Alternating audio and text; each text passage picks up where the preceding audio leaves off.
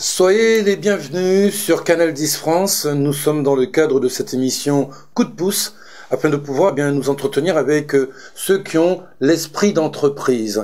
Et c'est la raison pour laquelle, avec bonheur et plaisir, nous recevons Monsieur Anglo Roger, qui est donc le président de l'Union nationale de l'Outre-mer, qui rassemble tous les ultramarins. En tous les cas, c'est ce que vous souhaiteriez. Bonjour, monsieur. Merci à Canal 10 de me recevoir et de me donner l'occasion, n'est-ce pas, de parler d'une part de l'UNOM, l'Union nationale de l'Outre-mer français, mais également d'une manifestation, on va dire, importante que nous allons mettre en œuvre à partir du mois d'octobre prochain. Alors, oui, sinon? Oui, l'Union nationale de l'Outre-mer français est une association créée en 2005. 2005 avec, on va dire, le parrainage d'un Guyanais important, maire en Guyane, Léon Bertrand. Et cette association, portée par plus d'une centaine de personnes, parce qu'à l'époque, quand nous l'avons créée, il y avait une demande, et nous étions à l'orée, on va dire, de la campagne électorale de l'élection présidentielle 2007, qui devait avoir lieu les années suivantes. Alors, pourquoi avons-nous créé cette association précisément? Eh bien, nous avons ressenti comme une mise à l'écart de nos compatriotes sur le plan national, en termes de prise en compte de leurs idées, des propositions qu'ils portaient, qu'ils formulaient.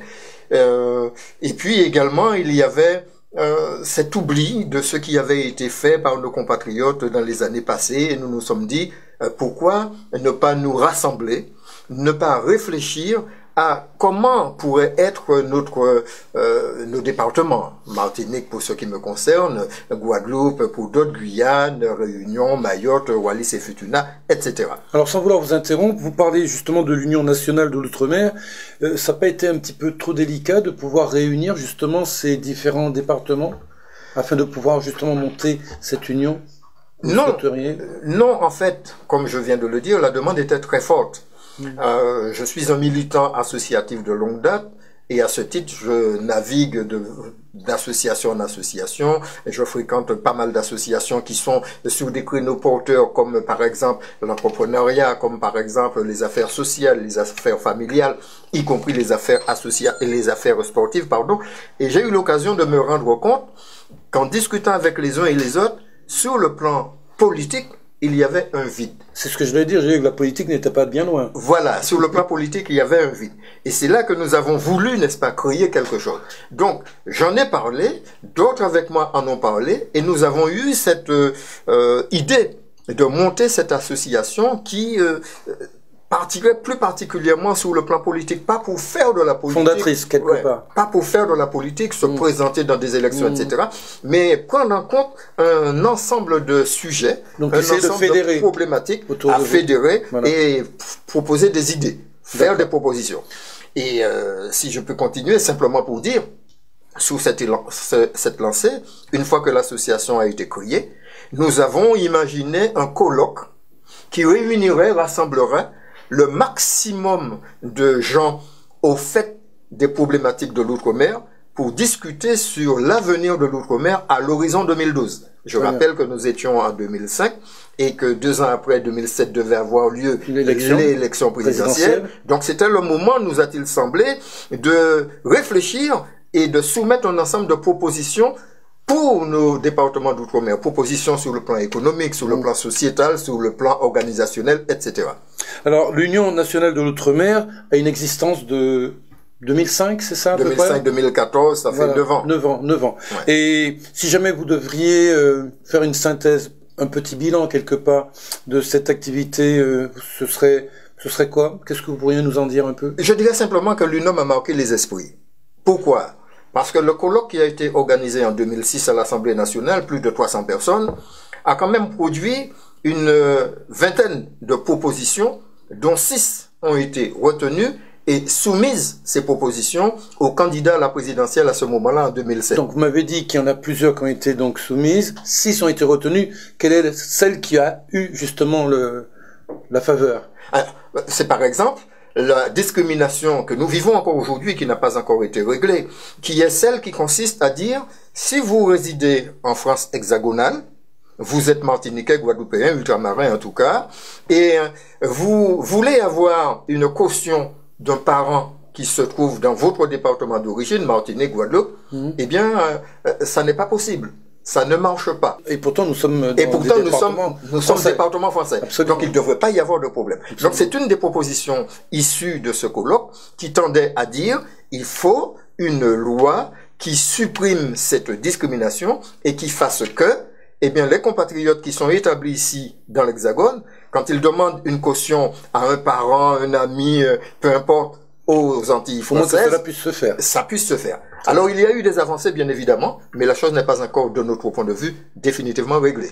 Alors, deuxième volet, si vous le permettez, nous allons donc parler de ce qui va se passer au mois d'octobre, car il y a un événement toujours organisé par l'Union nationale de l'Outre-mer, que vous appelez l'UNOM, hein, c'est bien cela? L'UNOM, c'est le sigle de l'Union nationale. Tout à fait, donc nous allons dire l'UNOM. Voilà. Organisé par l'UNOM, c'est un trophée, le trophée des entrepreneurs afro-créoles.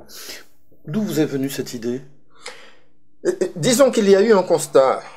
L'UNOM, je l'ai dit, tend à fédérer les ressources des ultramarins qui sont ici et ceux qui sont de l'autre côté de la mer, Martinique, Guadeloupe, Guyane, Réunion, etc. C'est aussi une dynamique d'échange de moyens pour faire un peu mettre en visibilité ce que nos compatriotes font. Sur le plan entrepreneurial, il nous est apparu que, eh bien, c'est un domaine qui est pratiquement dans l'ombre. Nous avons, vous savez, des entrepreneurs, que ça soit dans nos départements et territoires d'outre-mer, que ça soit ici dans l'Hexagone, des entrepreneurs ultramarins qui font des choses, qui participent à l'économie de la métropole, de la mère patrie, la France, mais qui pour autant ne sont pas reconnus et qui ne sont pas visibles.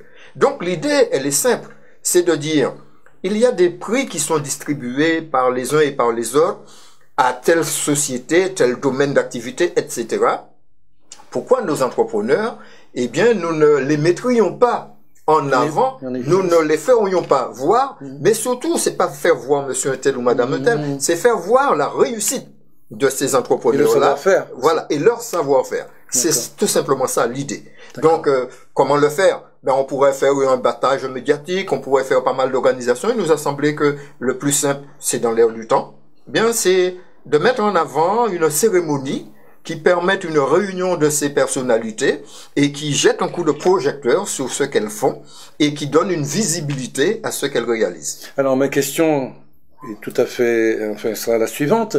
Quel est le critère de sélection, justement, pour pouvoir, participer, si ce n'est même avoir un prix?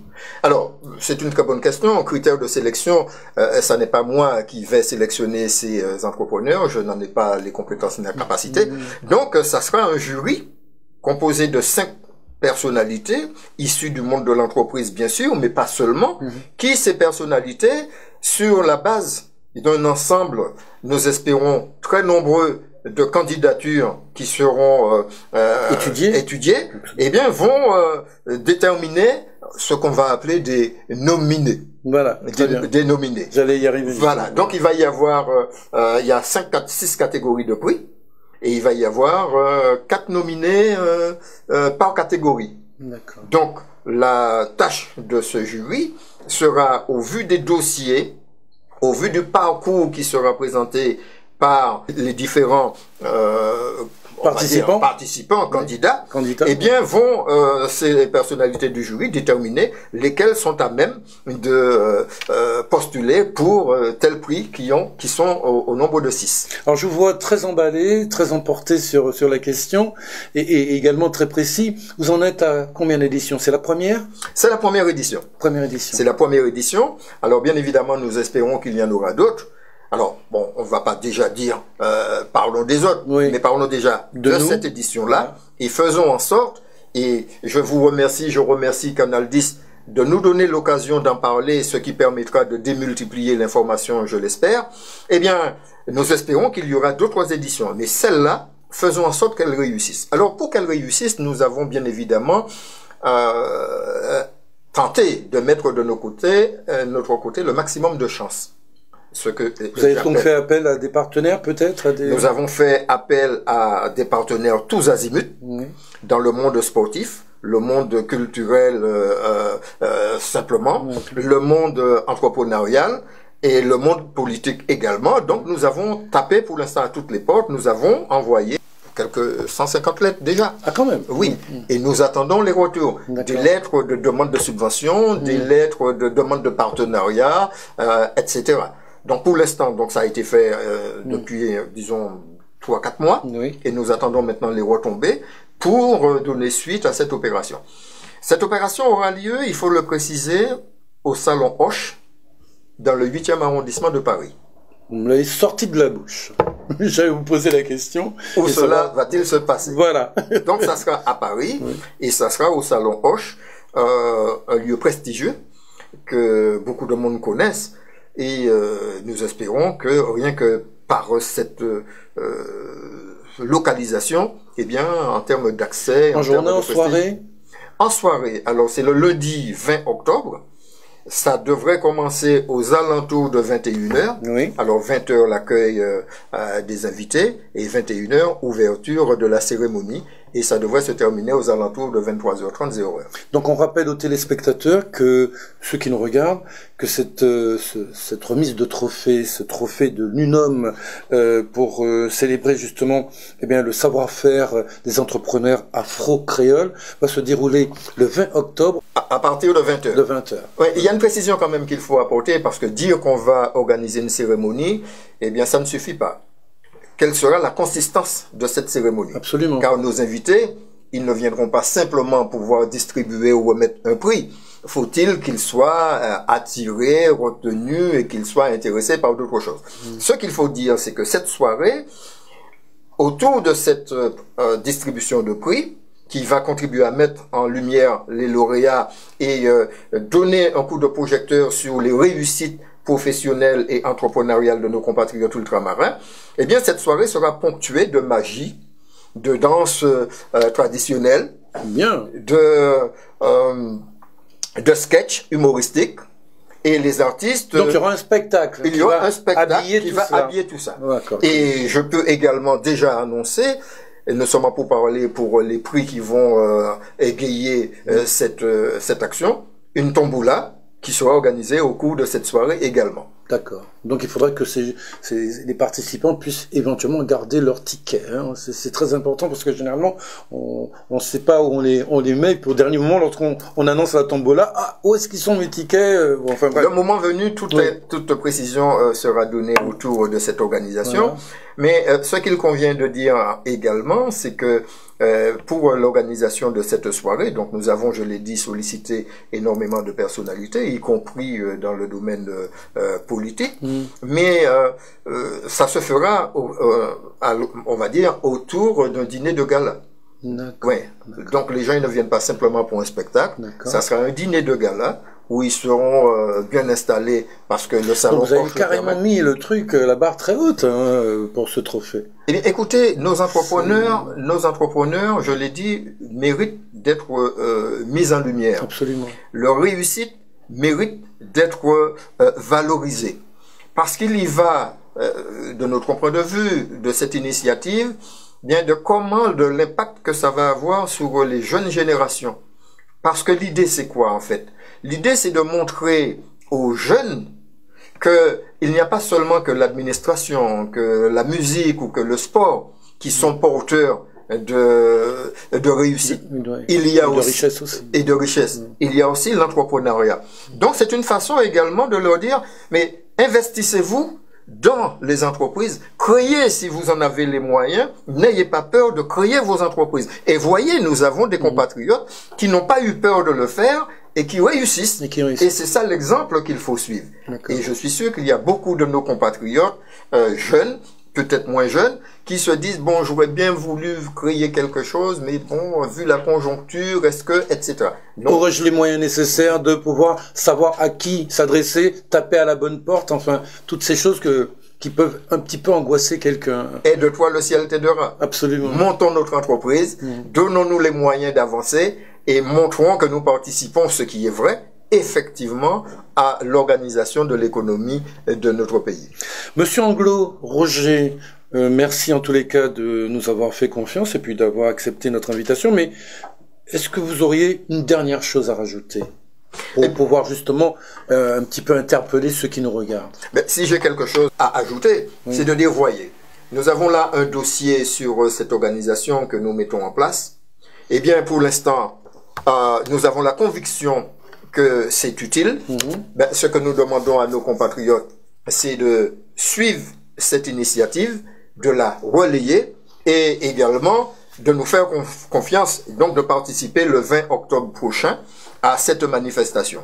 Alors, pour les inscriptions, les entrepreneurs qui le souhaitent et qui veulent participer à ce concours doivent s'inscrire, s'ils ne l'ont déjà fait, sur un site internet qui est itanou.com, www.itanou.com.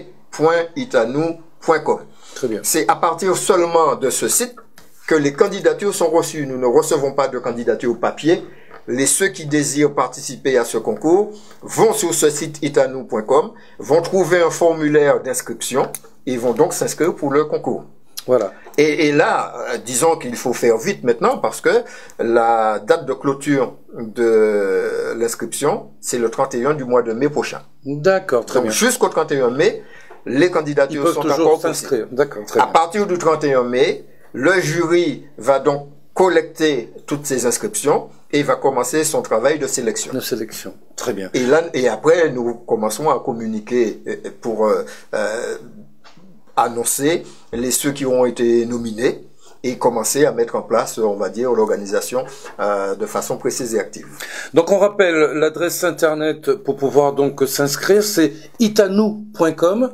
itanou.com et donc la manifestation, donc cette remise de trophées des entrepreneurs afro-créoles, n'oubliez pas la date, c'est le 20 octobre prochain, c'est mon mail là, donc pas oublier ça. Si nous t'es prêts en créole pour dire au revoir, qu'est-ce que tu dis? Eh bien, je dis simplement que force pour nous avancer et en nous montrer que là nous qu'à mettre nous ensemble, eh bien nous qu'à arriver de toute façon. Donc c'est conseiller qu'a dit, en l'en met qu'à la velotte et dès l'en met qu'à la en Fidji. Absolument. Merci. Nous pouvons comme ça. Nous pouvons comme ça. En tous les cas, merci Monsieur Anglo-Roger d'avoir été notre invité. J'espère et nous souhaitons pour la suite, eh bien, vif succès de cette remise de trophée. Le rendez-vous est pris pour le 20 octobre prochain. Et puis qu'on dit, hein, c'est grâce à Dieu. Et merci et puis bon vent à Canal 10. Merci beaucoup. Merci beaucoup.